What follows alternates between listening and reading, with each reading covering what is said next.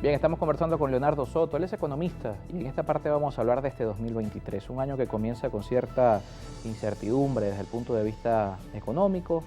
El término de la hiperinflación ha vuelto al debate, el término de la dolarización también incluso está como vía para solventar lo que está ocurriendo, porque por supuesto lo que hemos visto con la variación del tipo de cambio ha llevado a una disminución del poder adquisitivo tanto real como también en términos incluso comparativos con el dólar. Un trabajador que en marzo con 130 bolívares tenía un ingreso desde 30 dólares, hoy esos mismos 130 bolívares son 6 dólares. Y por supuesto todo ha elevado tanto su costo, como han señalado el Observatorio Venezolano de Finanzas, como quienes hacen la cesta Petare, la canasta alimentaria del CENTAS, es decir, la realidad del incremento de los precios no va a la misma del poder adquisitivo del venezolano. ¿Qué hacer en ese sentido? Porque la preocupación del ciudadano es: quiere un aumento de salario, la gente en la calle, los maestros, todo el mundo quiere un aumento de salario, pero ¿qué hay más allá de ese aumento? Porque la respuesta de algunos voceros, y digo una respuesta de alguna manera de reflexión, es que hay que hacer un ajuste sostenible en el tiempo. Lo escuchamos decir a Freddy Bernal y hemos visto al Ejecutivo con cierta cautela, podríamos pensar además, porque no se ha tomado una decisión entendiendo lo que está pasando en la calle. Carlos, fíjate una cosa, en ciencia económica, en teoría económica, en las circunstancias actuales de Venezuela, con unas reservas internacionales alrededor de $5.000 millones, con una actividad de exportación disminuida, producto de, uno, la disminución de la producción en sí, y dos, el tema de las sanciones que afectan la posibilidad de hacer negocios internacionales, con aún un margen de incertidumbre internamente en el país que lleva a que muchos actores sociales, económicos, sigan no confiando plenamente en las decisiones que se toman desde el punto de vista económico-político a nivel de lo que hace, por supuesto, el Poder Ejecutivo.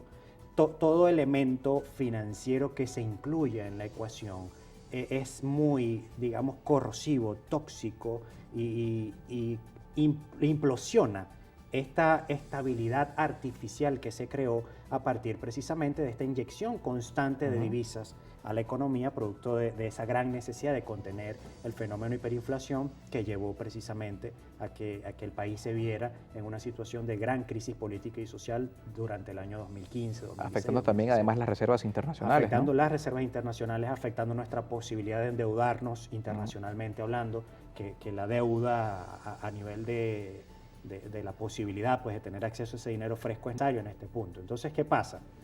Si gobierno dice aumento sueldo a X en comparación con lo que se está solicitando. Pongamos 30 dólares otra vez, como el escenario de marzo. O un poco más, Carlos, porque ¿qué pasa? Ya tú no puedes obviar el hecho de que una cesta básica para un grupo familiar de 4 personas en este contexto está alrededor, en promedio mínimo, llevándolo un mínimo de los mínimos, en $350. Si hay otro tipo de análisis que dicen que la cesta básica está por debajo de eso, perfecto, lo recibo, lo leo y lo analizo con mucho gusto. Ese es el promedio general de este compendio. Ahora, si yo arrojo esa cantidad de dinero en aumento de salario para todas las personas que lo están solicitando porque lo merecen, porque es una deuda pendiente que tiene el gobierno, inclusive desde la administración del señor Hugo Chávez para en cuanto al poder adquisitivo del venezolano, eso pudiese convertirse automáticamente en inflación. Repito, considerando que nuestras reservas internacionales son insuficientes, que nuestra capacidad de producción y exportación de petróleo también es pequeña en comparación con la capacidad que tuvimos operativa en el año 2013, que aún no vemos un horizonte totalmente claro con relación al tema de exportaciones no tradicionales, aunque se está incentivando aún mucho camino por recorrer con relación a ello.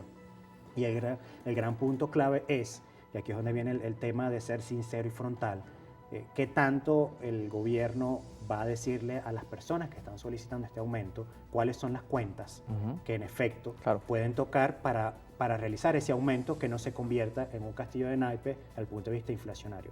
Eso es lo delicado de este tema, eso es lo delicado de que se haga un anuncio donde tal día vamos a decir que se va a dar un incremento del salario, generando una expectativa que inclusive puede ser aún más peligrosa Es decir, esta situación es muy delicada, es muy sensible, no existe una solución mágica ni rápida, pero sí el gobierno tiene hoy, en función de sus competencias como Poder Ejecutivo, encontrar el camino para poder solucionar este gran requerimiento nacional, porque no se trata de un grupo de 50 personas, se tratan de millones de trabajadores. Sí, estamos hablando en la administración pública de más de millones de trabajadores. Parece haber dos caminos entre el debate que hoy hay. Uno, aumentar, como vimos en marzo, aumentar a 40, 50 dólares lo que considere el Ejecutivo y ver cómo lo hace sustentable en el tiempo. Y otro es indexar los salarios al dólar. ¿Cómo son? Eso ya se habló, de hecho ese fue el primer anuncio que en agosto del 2018 llevó a que Venezuela pasara a una especie de pseudo dolarización o una dolarización parcial, porque ciertamente ante la renuncia diplomática, o no renuncia, digamos ciertas diferencias diplomáticas entre Estados Unidos y Venezuela, hablar de una dolarización en efecto formal en nuestro país es técnicamente imposible, pero ciertamente tú necesitas tener una moneda, una divisa de referencia que respalde la liquidez que tienes en circulación, y en este caso ese es el papel que juegan las reservas internacionales, que siempre históricamente han sido en divisa estadounidense para nuestro caso. Entonces, si tú le dices al trabajador, voy a indexar tu sueldo a una moneda de referencia, en ese momento lo llamaron petro, utilizando ese elemento que era medio petro. De una moneda digital que aparentemente iba a ser como que esa medida de paridad. Pero ¿qué pasa? Si tú te vas a las arcas para tener respaldo efectivo de esos dólares que estoy entregando, anclado o asociado a esa divisa de referencia, y no las tengo disponibles, ¿de dónde salen entonces esos dólares? Tengo que encender la máquina de generación de dinero inorgánico, y eso automáticamente se convierte en inflación. La inflación se convierte en una cascada, una catarata indetenible de otros problemas a nivel económico que son, desde el punto de vista político, para un gobierno que en este momento está entrando prácticamente en campaña electoral prolongada para un año 2024, que además es políticamente complicado, se convierte en un arma de doble filo. Entonces, ¿cuál es el gran...? Y asumir una moneda diferente al bolívar significa además perder esta capacidad de hacerlo, ¿no? Porque mira, nosotros no puedes imprimir dólares, no puedes imprimir euros. Un gran problema económico con la circulación multimoneda, que oxigenó, sí, este gran problema de liquidez que existía en la economía, de efectivo, de reserva de valor.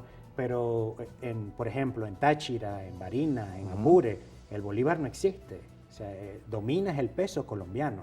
Entonces, cuando ya tú no tienes esas fronteras que son elementales, que definen la identidad económica, social y política de un país, y tus ciudadanos comienzan a utilizar más una moneda extranjera, se van a sentir más propios de ese país que les está dando una moneda que les permite una reserva de valor más sólida que la moneda de curso legal propia del país. Entonces, eso además de tener un efecto económico, también tiene un efecto de identidad social que es crucial para nosotros como venezolanos, tener sentido de pertenencia y poder trabajar en función de la recuperación de la economía. Es decir, esto, económicamente hablando, tiene muchas aristas. Tiene aristas sociológicas, psicológicas, filosóficas, que afectan toda la decisión, toda la base, toda la estructura funcional de un país que sigue teniendo muchos problemas. Lo que sí es cierto, Carlos, es que todas estas tareas pendientes que tiene el Ejecutivo Nacional en materia económica no debe seguir postergándolas. Es decir, entrando en un 2024 complicado, y más cuando en medio de campañas electorales se comienzan a ofrecer muchas cosas que económicamente son inviables.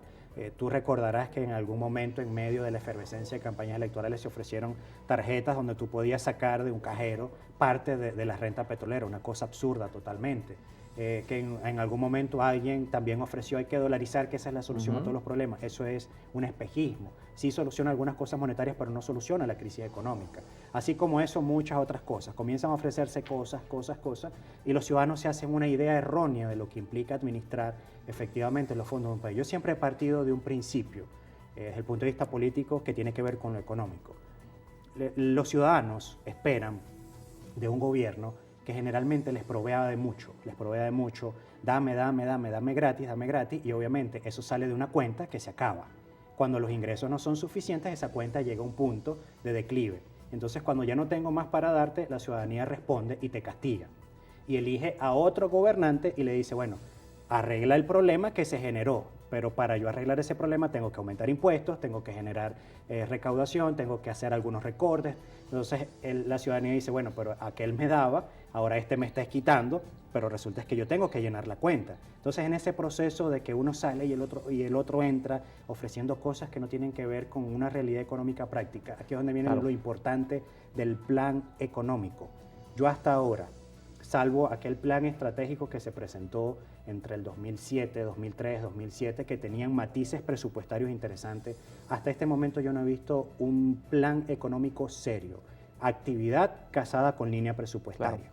Y eso está afectando la posibilidad de proyectar recuperación y crecimiento en el mediano plazo. Porque hemos visto propuestas, acá han venido candidatos ofreciendo a los maestros $2.500, hemos visto candidatos diciendo que hay que dolarizar la economía, es decir, hay muchas propuestas, pero lo que dice nuestro invitado, ¿cómo se hace sustentable en el tiempo o cómo llegamos allí?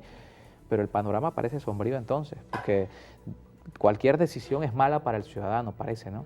Mira, sea que se aumente o sea que se tomen estas medidas que parecen tener un impacto fuerte en la economía. Este equilibrio o esta estabilidad que se vendió durante el año 2022 y este crecimiento económico, que sí hubo crecimiento económico financieramente hablando, estadísticamente hablando. Y todavía se proyecta para este 2023 un crecimiento. No, es que en efecto, Carlos, porque si tú lo ves, tú ves ese crecimiento o esa posibilidad de crecer directamente relacionada con la actividad petrolera en Venezuela, estamos exportando más. Estamos generando negocios nuevos con aliados claves, como es el caso de esta empresa norteamericana. Estamos mejorando nuestra perspectiva de comercialización internacional y eso reporta un mejor flujo de caja para el país. Entonces, si tú lo ves desde ese punto de vista estrictamente financiero, sí, en efecto, hay crecimiento. Y lo hubo. El 15% que mencionó, o el más del 15% que mencionó el ciudadano Nicolás Maduro, eso es debatible. Puede que sí, puede que no. Aún hay que hacer esa compilación de las cuentas nacionales. Pero si nosotros lo vemos en frío, crecimiento en solo un periodo, cuando hemos tenido 15 años de decrecimiento y de crisis sostenida, esta inflación, hiperinflación, un solo periodo no te garantiza una distribución apropiada de ese crecimiento para mejorar la calidad de vida de por lo menos el 70% de los ciudadanos, que esa es la media general para decir que un país está económicamente y socialmente saludable. Ahora necesitamos, para decir que en efecto podemos ver mejoras sustanciales de nuestra economía y calidad de vida, por lo menos como mínimo 5 periodos de crecimiento sostenido que superen el 2.5%.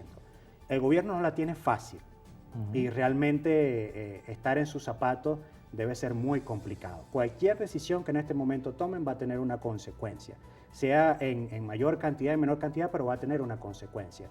Y ciertamente esto es el acumulado de tratar de mantener un status quo en estabilidad relativa que, como siempre lo he mencionado, por lo menos en los últimos 3 años, ha sido netamente artificial. Bien, Leonardo, vamos a leer un par de comentarios ya para despedir la entrevista rápidamente. En Twitter nos escribió Manuel Chauran, @Manolo387. Colega, mi pregunta es, si estamos en un país dolarizado en precios y los sueldos en bolívares, con una hiperinflación, ¿cómo es posible tener 130 bolívares y $6? ¿Cómo vive una familia de 2 integrantes? Es insólito e increíble por estas marchas. Económicamente es inviable, para un presupuesto familiar es insostenible.